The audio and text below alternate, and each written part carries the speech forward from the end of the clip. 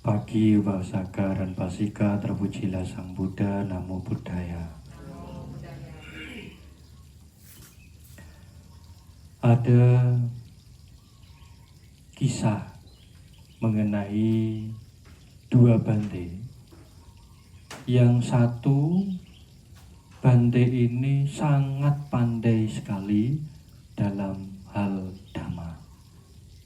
Pandai sekali dalam menguraikan dhamma, dengan lihai sekali untuk menjabarkan, untuk menjelaskan kepada para perumah tangga, kepada para bante-bante senior, kepada bante-bante junior. Dia sangat piawai sekali. Nah, bahkan bante yang ahli dhamma ini punya pengikut 500 biku yang mengikuti dia, menjadi pemimpin bagi kelompok-kelompok itu. Tapi ada satu lagi bante, temannya, yaitu bante ini tidak memiliki pengetahuan banyak mengenai dhamma. Hanya memiliki pengetahuan dhamma ini sedikit sekali. Tetapi bante ini dengan bersungguh-sungguh, dengan penuh semangat mempraktekkan apa yang telah dipelajari. Akhirnya suatu ketika bante ini mencapai tingkat kesucian arahanta. Nah, bantenya sudah mencapai kesucian arahanta. Bantenya ini punya pikiran untuk bertemu dengan Sang Buddha. Jadi kedua bante ini menginginkan untuk bertemu kepada Sang Buddha. Jadi ada niatan untuk bertemu dengan Sang Buddha. Akhirnya kedua bante ini pergi mengunjungi Sang Buddha. Tetapi setibanya mungkin di depan wihara, sebelum ketemu dengan Sang Buddha, bante yang ahli dhamma ini atau ahli dalam dhamma yang menjelaskan ini, yang pintar sekali, dia punya pikiran bahwa bante ini, bante yang tua ini, dia memiliki pengetahuan sangat sedikit sekali. Saya akan mencoba memberikan pertanyaan-pertanyaan yang membuat bante ini nantinya nggak bisa menjawab pertanyaan saya. Biar dia menjadi malu ketika saya tanya-tanya.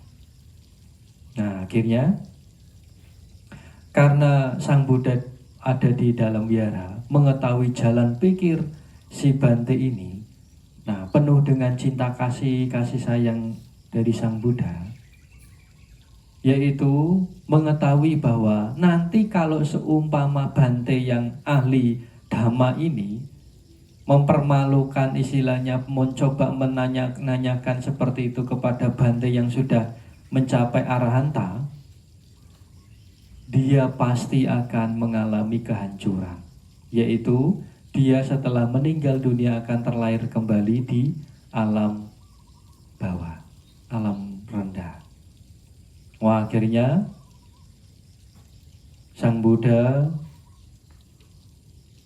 mengunjungi kedua bante itu. Sebelum bante ini, yang ahli dhamma ini bertanya, di stop dulu oleh Sang Buddha. Kemudian malah bante yang kedua bante ini diberi pertanyaan oleh Sang Buddha untuk menjelaskan yang namanya tingkat kesucian, untuk menjelaskan yang namanya jhana. Akhirnya bante yang ahli dalam dhamma ini tidak memahami, tidak bisa menjelaskan sedikit pun. Nah, tetapi bante yang satunya yang sudah mencapai arahanta mampu menjelaskan dengan sangat bagus sekali, dengan detail. Nah, sehingga setelah menjelaskan seperti itu, kedua-duanya sudah memberikan jawaban. Sang Buddha akhirnya memuji yang namanya bante yang sudah mencapai tingkat kesucian arhanta, tetapi tidak memuji bante yang ahli dhamma ini. Akhirnya bante yang ahli dhamma ini berpikir, mengapa Sang Buddha tidak memuji saya? Padahal kan saya adalah orang yang sangat piawai, yang ahli dalam dhamma, dalam menguraikan dhamma ini, dan banyak pengikut-pengikutnya yang mengagumi dia ketika dia ini membabarkan dhamma. Akhirnya Sang Buddha membabarkan dhamma di dalam Dhammapada syair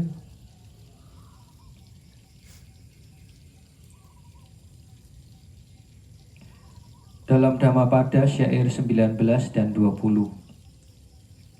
Biarpun seseorang banyak membaca kitab suci, tetapi tidak berbuat sesuai ajaran, maka orang lengah itu sama seperti gembala sapi yang menghitung sapi milik orang lain.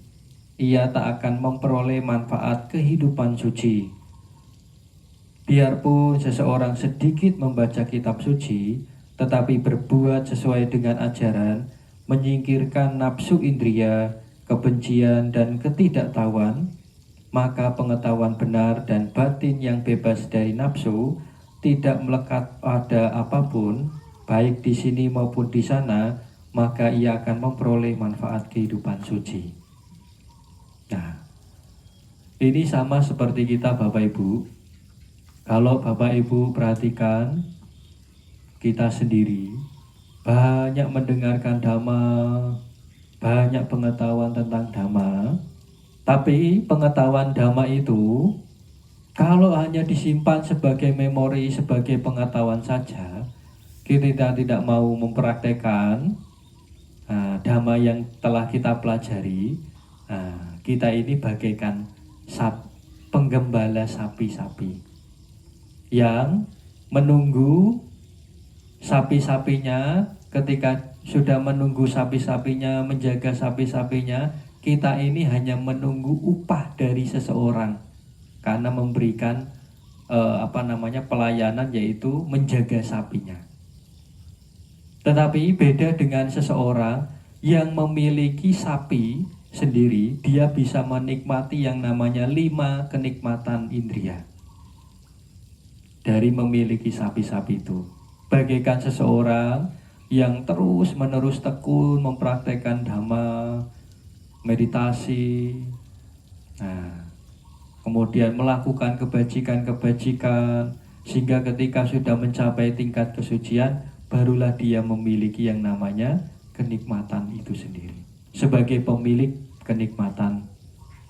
Nah, inilah Bapak Ibu, semoga Bapak Ibu menjadi seseorang yang bijaksana dalam memiliki pengetahuan mengenai dhamma, yaitu pengetahuan dhamma ini bukanlah untuk menyerang seseorang, untuk menyakiti seseorang, tetapi untuk dirinya sendiri, untuk berlatih, untuk berjuang, untuk mendapatkan tingkat-tingkat kesucian, sehingga ketika mendapatkan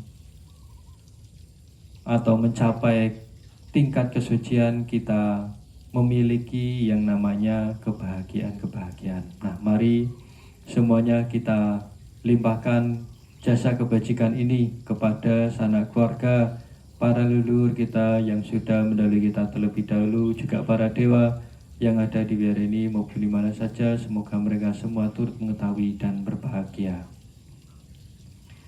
Yatha varivaha puraparipurendi sakarang evam ewa itu dinang betanang upakapati ijitang matitang tumhang pamewa sami jato sape perendu sangkapa cando panaraso yatha marico tiraso yatha sape teyo viva cando saparo kovina sato mate bhavatwandarayo soghere kayo ko bhava bheva dana sile sane chang bodha pacayeno cataro dhamma vadhante ayu wando sukhang palang bhavatu sabba manggalang raghantu sabba dewata sabba buddhanubhavena sada sodhe bhavantu te bhavatu sabba manggalang raghantu sabba dewata sabba dhammanubhavena sada sodhe bhavantu te bhavatu sabba manggalang raghantu sabba dewata sabba sanghanubhavena sada sodhe bhavantu te